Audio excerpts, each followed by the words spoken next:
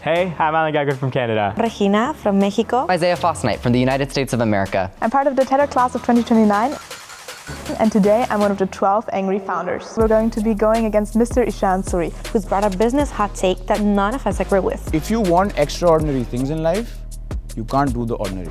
It's his job to try to convince us that that take holds value. The greats want to leave behind a legacy, and it's their job to try and get me to abandon said take. If you're able to balance everything, that's where the real success is, and that's how I would define success. 75% of Harvard Business School venture capitalist companies fail simply because there was founder burnout and there was founder de-stress. I still have a coffee addiction. I can't get rid of it. If he convinces more than half the people at the table, I'd say that's a win.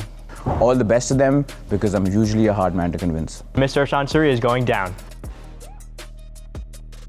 I think work-life balance is overrated. Balance is overrated as a whole. If you want extraordinary things in life, you can't do the ordinary. No, but I disagree with that because work-life balance is directly correlated to how productive you are. Because once you are well rested and when you are recovered, that's when you'll be able to give more output and impact. I might be working for 3 hours, but I'll be super focused. It will give me impact. And like you can be working for 12 hours, 17 hours and exhaust yourself and really burn out. You'll be away from your family and you're working But why so do we much. have this? Why do we have this notion that if we have a certain amount of imbalance, we are just away from family? It's not binary. Let me ask you this, everyone. Name one innovator, athlete, entrepreneur who has succeeded at the top of their game and has work-life balance. Let's say LeBron James. He has work-life balance? He admits to have a work-life balance. There you go. In the early stages of your career, you don't have work-life balance, you have imbalance so that you can buy the luxury of having work-life balance before. Because I was actually watching The Last Dance, which is a documentary on Netflix about Michael Jordan. Very similar, the greats, Kobe Bryant, Mamba mentality, Michael Jordan, you have LeBron James. They did not have work-life balance in the beginning. The greats want to leave behind a legacy. There is a certain sacrifice, there is a trade-off. But don't you believe that there's just as many people we could name that discarded work-life balance and ended up burning out, getting sick? Talking about burnout, I think Alex Hormozi famously said this, that burnout is not working a lot. Burnout is basically not being able to handle your emotions while you're working and also not doing something that you like. That is burnout. Because if you love what you do, then that is not burnout, that is flow. Now, this is not something that is sustainable for the rest of your life. All I'm saying is in your 20s, you have to be that person who has imbalance because no one with work-life balance gets greatness. But doesn't it make you indisciplined later in your life and used to that imbalance? Like for example, What is imbalance for you? Imbalance, maybe not managing my time properly, not giving time to my family, missing out on a lot of things because my family is also important. I need to give them time too. Talking about family, I personally feel like, I'll speak from my experience, I'm very close to my grandparents and there are times that I want to meet them every day. For example, I can't and then my grandmother calls me and I'm like, I'm sorry I couldn't come today. But she understands. She's like, you know, you do you, we're so proud of you, you're going to become something in life. And that gives us satisfaction. So I feel like the people who love you will eventually understand that you're going for something. I think any strong relationship will hold the stress of that relationship if they know what your mission is. And the ones who don't get it, maybe they weren't the right relationships to start with. Can you define for us what a week of imbalance, let's say, giving you 100%, what does it look like? So for the first 2 years when I started dropshipping back in 2020, this is now when I had a mentor, I didn't have the information. So what I did is I was working 10 to 12 hours a day, 6 days a week. I didn't have much of a social life back then and I was just giving it all to figure out the craft. And once I did, I feel like that's the only reason I'm sitting here and teaching you guys because I just put in 100%. And you know, again, usually people quote Elon Musk as a bad example for some things, but he said the same thing. Like if someone's putting in 100 hours versus someone who's putting in 50, you will get that job done in half the time than he does. In the beginning, it's not, oh, I'm just going to chalk out 4 hours of deep work and I'm going to figure everything out. You're going to keep hitting obstacles, right? Yeah, but isn't that an argument for smart work versus hard work? Because when you say I want to be able to deep work for let's say 4 to 5 hours, like you said, you have the luxury to do that now. But you've also said this to us and we are at the age where you started. So because of our age, wouldn't you rather tell me work for 4 hours, let it be productive work, than work for 16 hours and it's unproductive work? Yeah, exactly. So when I was starting out, I didn't work for 16, I worked for 10 to 12 hours. And they were productive 10 to 12 hours. Because small problems that maybe I've taught you guys in like a lesson took me months to figure out. Because I didn't have like guidance. I didn't know what to do. From the city I came from, people around me weren't doing drop shipping. So you talked about starting your own business and we all know how stressful it is. But then think about it. Before even getting profits and like making our own business, the first objective of our business is survival, and imbalance will not support that, because imbalance will lead to us being really tired and burnt out. And what will that do is that make our business non-viable and unsustainable. And in order to make it survive, we need to survive ourselves as human beings. So if you're not well rested, if you're not well recovered from all the trauma that you have to go through. But in this whole thing, I never said that imbalance equals to no rest.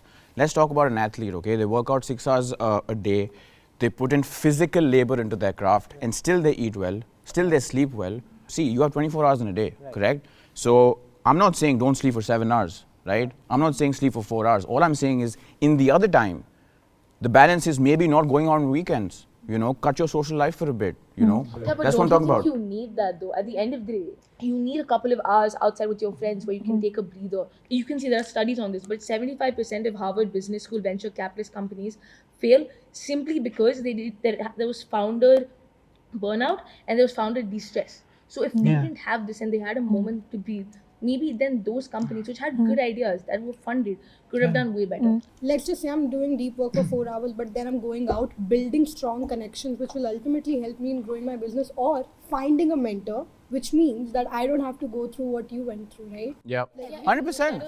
I'm just saying that we're cutting a few things off. There's so much time in a day that you have.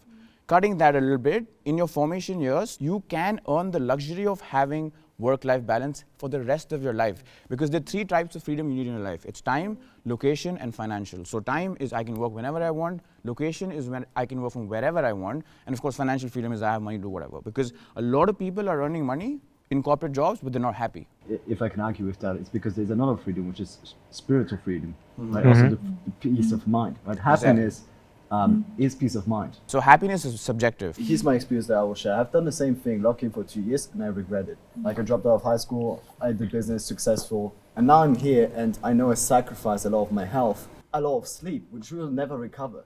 Now, who says that you have to be a millionaire at 25 when the average millionaire in the world is 47? I never said you have to be a millionaire. Absolutely. It's sacrificing. That's the problem. You sacrifice the exact time when your body is growing the most and needs the most recovery, the most different exposure to different. Your character is still developing, as we learned today as well, till the age of 26. Fair enough. You're limiting yourself to one path only, which is business. How about friendship? Traveling, you limit yourself. No, you still have friends. So from what I understood, I feel like most of us understood, you said, okay, we just need to increase the amount of work we do, so the quantity of it, while still getting the 7 hours of sleep or 8 hours of sleep, the healthy eating, all of that, because we have 24 hours in a day. Correct. But how about what we feel inside through all of that stress? Because stress is very unhealthy. Even if I sleep 8 hours a day, eat all the healthy meals in the world, at the end of the day, the stress, which is the stress that comes up if you have a lot to do for a very long period of time, it will lead to unhealthy consequences. The most successful entrepreneurs have a very high stress tolerance. That's not a good thing. That's what we're trying to No, but what I'm trying to say is that then don't build a business. Saying that if we can't handle stress, we can't make businesses is like really toxic, as like not just for teenagers, but for in general. Because at its core, business is service. Business is made to serve people. Stress is a part of building business, guys. I agree, but there has to be a limit to it. Think about it. If there's a person who works a 9-to-5 job, then he comes back to home and he still has to work to get stuff done. That person is not being productive. He's actually a person who is not productive. Because if you're a productive person, if you work properly, 9 to 5 is a good enough time for you to get your work done. And that's when you have a job. If you're talking about business, then there needs to be a limit to where you need to stop, because if there's no limit, that's not a passion anymore. That's obsession. That obsession evolves into self-destruction. And that's not progress. That's not success. That's actually self-harm. I just want to say one thing, okay? I never spoke about self-harm. When I talk about building a business and stress tolerance, guys, that's just what it is, okay? You cannot say that I want to build a business without taking stress head on. It's a part of building any business. Most businesses have been on the brink of bankruptcy and they've come back from that. We have financial crisis. Everything is stress. So you can tell yourself one thing, like, you know what? I don't want any stress in my life. I don't want to have any stress tolerance. Or you can just understand the game and kind of toughen yourself up to that point, is what I'm trying to say. Okay, you're saying stress is part of the game, but I think also having fun and relaxation is also part of the game, because it's in those moments that you have your mind clear and calm so that you can get more ideas. Even Da Vinci said, every now and then, go away, have a little more relaxation, for when you come back, your judgment will be sure. And if I can add to that point, you were saying you have to be able to resist stress, because like you were giving an example when a business is going bankruptcy and they save themselves. Usually the cause of the business going to bankruptcy is overworking himself, overstress, and that causes to bad decisions. And so if you overwork yourself, if you're overstressed, you start, like you were saying, taking bad decisions. But in addition to that, when you mention stress and having to deal with it head on, don't you think to deal with stress you need to have balance? You need to be a balanced person to be able to handle stress. I think most of us are very fortunate to be in a university where you actually learn business by doing business. But in reality, it's not going to take you 2 years to build $1 million business. It's going to take you 5, 10, 15. And I can tell you that because I can't do that in balance for 10 hours a day for 10 years straight. And that's what she was saying is the moment, and I had that problem as well, the moment you start getting used to the habit of working 10 hours a day, I'm still have a coffee addiction. I can't get rid of it. Okay, so the first point about not building $1 million business in 2 years, like that's not a fact, that's your viewpoint. And speaking out of experience, I did it. So I built it in like 12 months, firstly. Secondly, how many of you have seen a rocket launch live? A rocket spends 90% of its fuel to exit gravity. Okay? And then once it's in space, it's chilling. You know what I mean? That 90% is, again, you have to put in more in the beginning so that you get out of the gravity. And the gravity in this space is essentially having financial freedom, building a business, and essentially being in a place where I am right now, or many people, that you can do whatever the hell you want. But then isn't it wrong to compare humans to machines? Because we're not machines. That was an analogy. I get your analogy. I mean, we are rockets. There you go. I was waiting for that. But also, I think something that we're all wondering, because like I said, we are rockets, right? That's the goal for us, to get where you are. That's why you are a mentor. But do you believe that you can train somebody to have stress resilience? Because you said that it's necessary to have, but are you born with that? Do you think entrepreneurs are bred? Or do you believe that you can train somebody to I think you can genuinely train someone. I had a mentor, his name is Alex Feretov. I'll tell you a very amazing story about this guy. So he was this guy in Poland. He used to work at this factory for $2 an hour. And he was like, this is not the life I want. He got married early, had a kid. And then he basically started drop shipping, became a millionaire, and he went to the US. He was my mentor. And Hermosi said the same thing. If you're hanging around with people in their 20s who say work-life balance, you're hanging around with the wrong people. But one thing, let's just say someone who is just starting their business in the early 20s and they're working really, really hard, they don't have a balance and they exhaust themselves so much that even if the business is successful, they are like, okay, you know what, I'm going to sell it and now I'm going to go to a 9 to 5. I can't. This was too stressful. It got successful. I sold it, but now it's too much for me and I cannot work. And that actually happens. That's fine. It's subjective. If that's their choice, sure. Like, I'm not saying this is the only way. I'm saying this is what my experience has been. This is what I believe in. And hopefully, I can share that experience with you so that you can take your call, essentially. So, would you say balance is just different for everyone? Like, is that the bottom line? I think so. My imbalance today is imbalance for some people, maybe you guys, but for me, it's balance. For me, getting up, working the first thing in the morning, putting in the hours, and then feeling really satisfied at the end of the day is the best feeling ever. I wanted to loop back to what you said about Elon Musk. That is a very famous quote of his, but that was from his early career. He did go through an extreme period, but he had another quote, which is a little bit less known, but it was on a Joe Rogan podcast a little bit later in life. He said, I tried sleeping less and then total productivity decreases. I don't find myself wanting to sleep more than 6 hours, but I can go below 6, like 5.5. But my mental acuity is definitely affected. And he just talks about how he was like getting very grumpy and lashing out at people. And this was all because of this stupid tweet that he posted in like 2018, where he was talking about considering taking Tesla private. And he basically did this because he was like lacking sleep. And this is specifically what he was addressing. And it like fluctuated. The stock market crashed a bunch of things. It made a bunch of people bankrupt. He basically screwed over this big stage of his company because he was making an irrational decision. And he acknowledges later on that it was a big mistake for him to be doing all of these things and pushing himself so hard in the beginning. Does he regret that right now? Sure. But I'll tell you one thing. If you gave him the choice, he would go back in time and do the same thing, because he wouldn't have had Tesla and he wouldn't have had SpaceX right now if he didn't do the things he did. And the fact that he slept on factories floors is because those two companies exist right now. But the smartest founders, for example, of large companies, they hire someone to take on part of the workload. And so that does affect your work-life balance. Where are you going to get the money to hire people in the beginning? Because when I started out, I had $200 that I had to work with.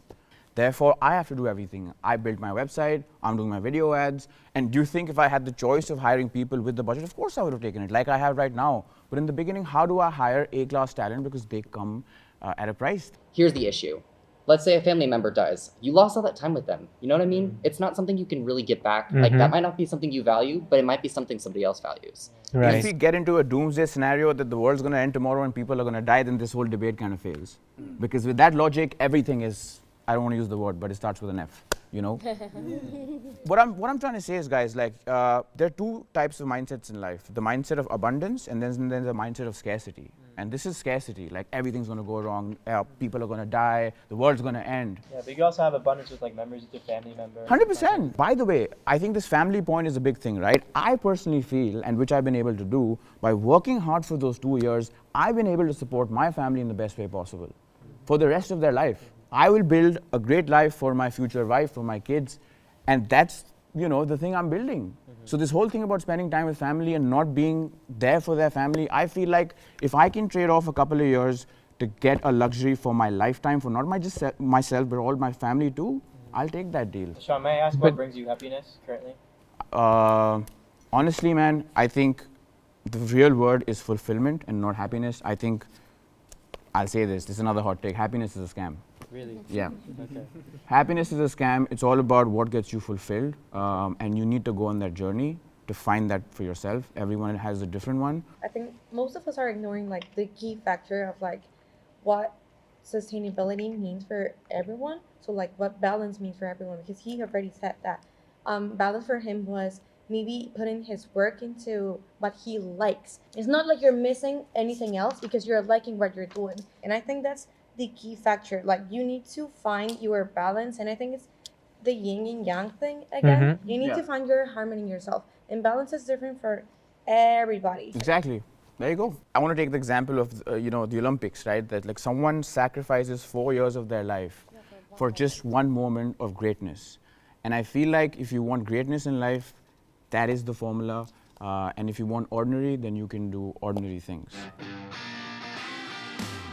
Okay, so that was a lovely discussion, and I still stand with my hot take, but there were some great points which were made here. So I disagree with the hot take that you cannot be successful with life balance. I will join the grinding mindset though. I do think we all need to sacrifice in order to get where we want to go. I agree with you on this point.